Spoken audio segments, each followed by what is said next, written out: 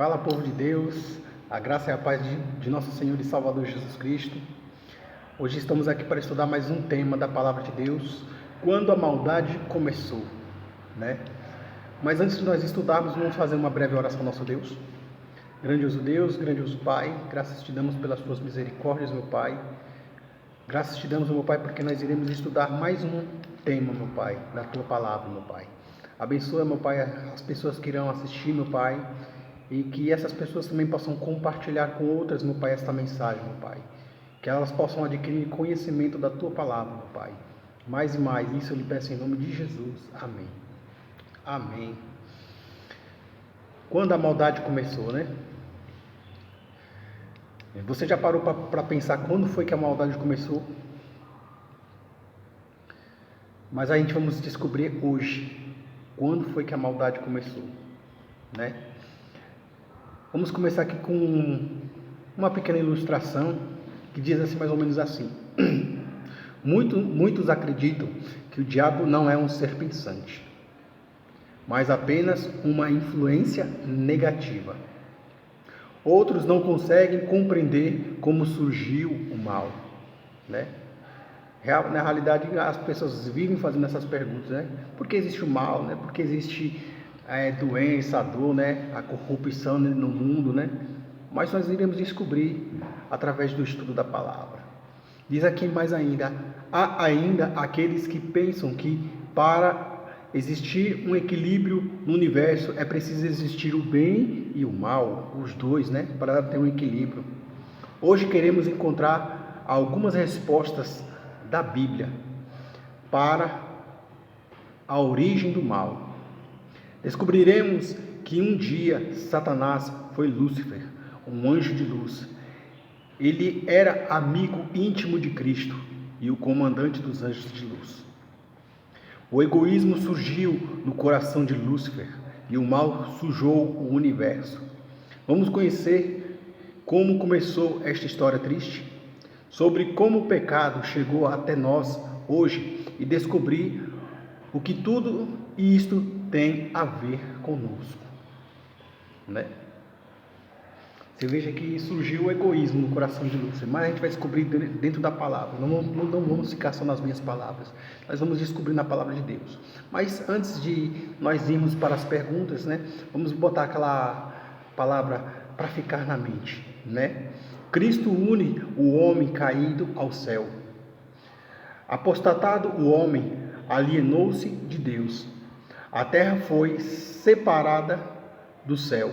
Através do abismo existente entre eles, não podia haver comunicação. Mas por Cristo, a terra foi de novo ligada ao céu.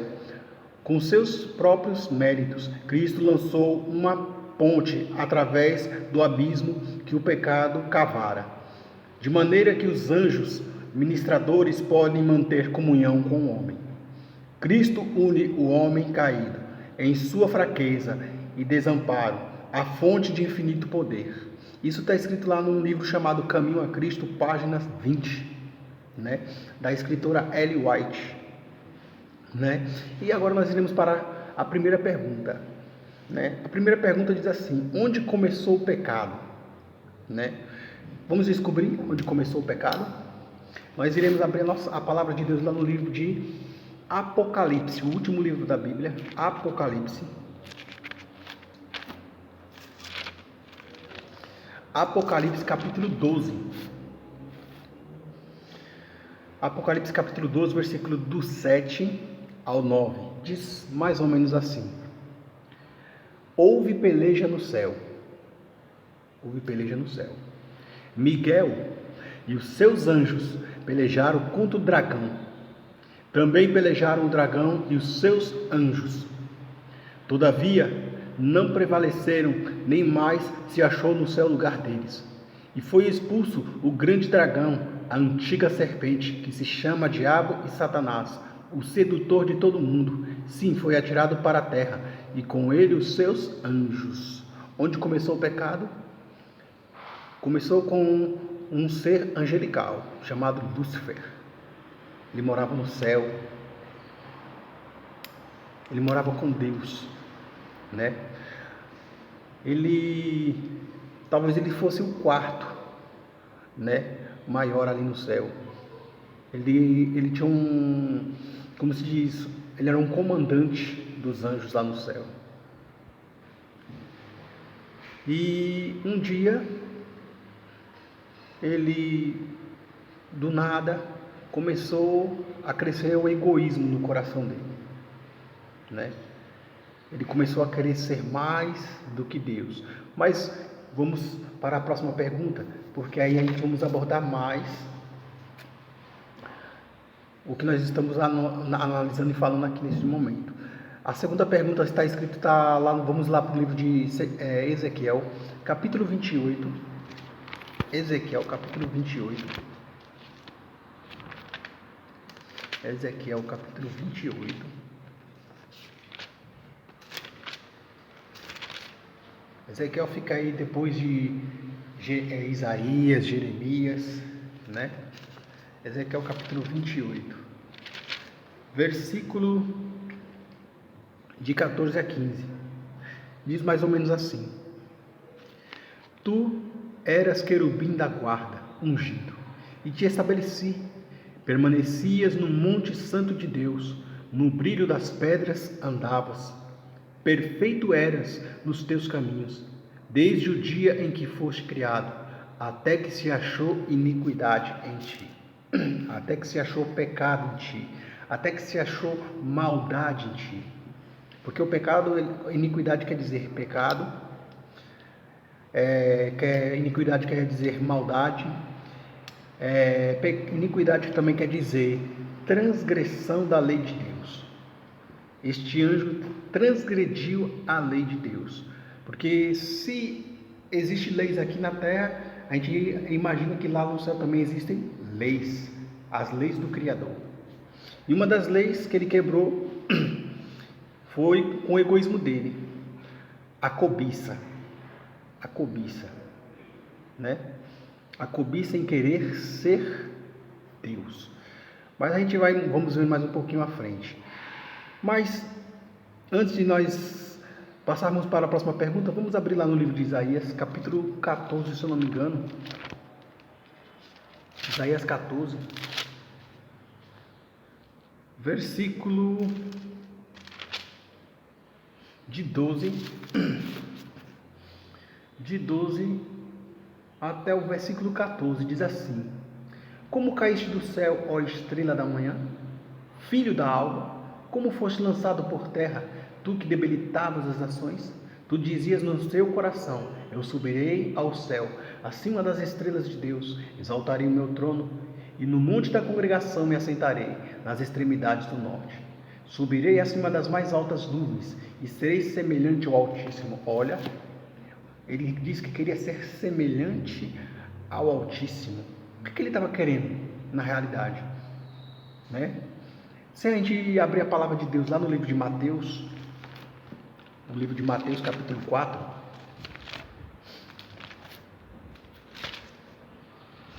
Mateus capítulo 4,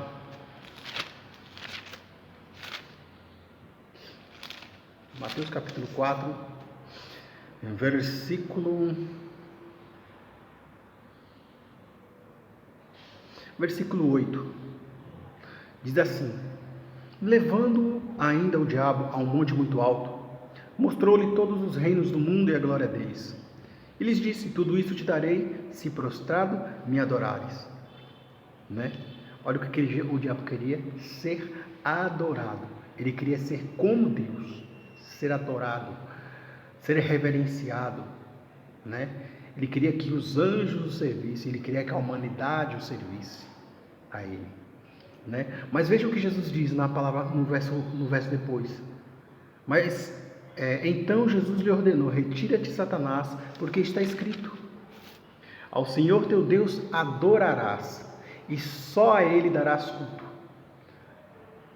Nós devemos adorar somente a Deus, e só a Ele nós devemos dar culto. Porque nós não devemos dar culto a Ele? Porque Ele não é criador, o diabo não é criador, mas Deus é criador. Ele que nos criou. Jesus Cristo merece ser adorado também. Por quê?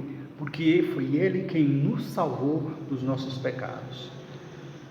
Ele também é criador também, Jesus. Porque se a gente for analisar mais um pouquinho a Bíblia, diz a palavra de Deus que todas as coisas foram feitas por intermédio dele, e sem ele, nada do que foi feito se fez, né? Diz que todas as coisas foram feitas por ele, e sem ele, nada do que foi feito se fez. Ele estava no princípio com Deus, o Verbo estava no princípio com Deus, e o Verbo era Deus, ele estava no princípio com Deus. Jesus Cristo estava com Deus, depois a palavra diz que ele era Deus, né? E ele estava lá no princípio com Deus. Isso você vai encontrar lá no livro de João, capítulo 1, versículo de 1 a 3, né? Mas vamos para a próxima pergunta. Que prova de obediência Deus pediu a Adão e Eva? Vamos descobrir a prova de obediência? Vamos lá para o livro de Gênesis, capítulo 2.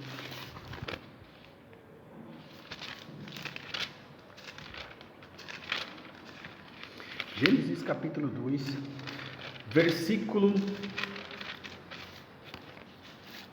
16 a 17. Diz assim: E o Senhor Deus lhe deu esta ordem: de toda a árvore do jardim comerás livremente, mas da árvore do conhecimento do bem e do mal não comerás, porque no dia em que dela comeres, certamente morrerás. Esta era a ordem de Deus, né? Era a prova de obediência, né? Se o homem obedecesse a Deus, o homem continuaria vivendo sua vida tranquilamente lá no Jardim do Éden. Mas se o homem desobedecesse, teria consequências. E nós já sabemos quais são as consequências, né? Porque nós já vivemos as consequências do pecado de Adão, né? Hoje. Vamos para a próxima pergunta. A próxima pergunta diz assim: em que consistiu o primeiro pecado, né? Vamos lá para o livro vamos continuar em Gênesis mesmo, capítulo 3, versículo 4 a 6. Diz assim: eu vou ler do 1 para a gente entender melhor.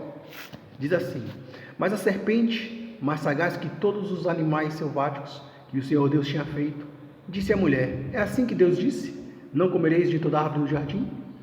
Respondeu-lhe a mulher: do fruto das árvores do jardim podemos comer, mas do fruto da árvore que está no meio do jardim, disse Deus: dele não comereis, nem tocareis nele, para que não morrais. Então a serpente lhe disse à mulher: é certo que não morrereis, porque Deus sabe que no dia em que dele comerdes, se vos abrirão os olhos, e como Deus sereis conhecedores do bem e do mal. Vendo a mulher que a árvore era boa para se comer, agradável aos olhos, e árvore desejável para dar entendimento, tomou-lhe do fruto e comeu, e deu também ao marido, e ele comeu. Veja o que aconteceu. Deus disse para o homem que ele poderia comer de todas as árvores do jardim, menos de uma, da árvore da ciência e do bem e do mal. Se o homem obedecesse à voz de Deus, o homem viveria. Mas a mulher foi tentada, deu ouvidos à voz da serpente, não dando crédito à voz de Deus. E então ela, vendo que a árvore era boa, agradável aos olhos, né? E boa para dar entendimento, ela foi lá e comeu o fruto da árvore. E não ficou por aí não. Aí ela foi procurar o marido e foi dado fruto para o marido, né? Existe um livro que você pode ler, que é chamado Os Patriarcas e Profetas. Se você quiser, você pode baixar ele em PDF, né? E ali você vai ler um livro da profeta Ellen White. Ela vai explicar muito melhor, abordando muito melhor esse assunto, e você vai ficar interessado em ler mais, em conhecer mais um pouquinho, né? Eu sei que a mulher, quando saiu dali, ela se tornou uma agente do inimigo. porque ela foi atrás do marido para dar do fruto proibido, para com que o marido viesse a comer do fruto proibido. E Deus tinha dito que não comesse. Eu imagino que aquele homem, ele olhou para a sua mulher e vendo que ele não queria ficar só sem ela, então ele vai lá e come do fruto proibido, né? Eu posso imaginar mais ou menos assim, né? Se você ler a Bíblia, você também vai poder ler, você vai poder ter o seu discernimento, né? E aconteceu que o homem transgrediu a lei de Deus, porque quando Deus manda uma coisa, é uma ordem, é um mandamento. E o homem quebrou este mandamento, ele transgrediu comendo do fruto proibido. Então consistiu no primeiro pecado, né? Vamos para a próxima pergunta. Qual é o resultado final do pecado? Vamos lá para Romanos capítulo 6, versículo 23. Romanos 6, 23.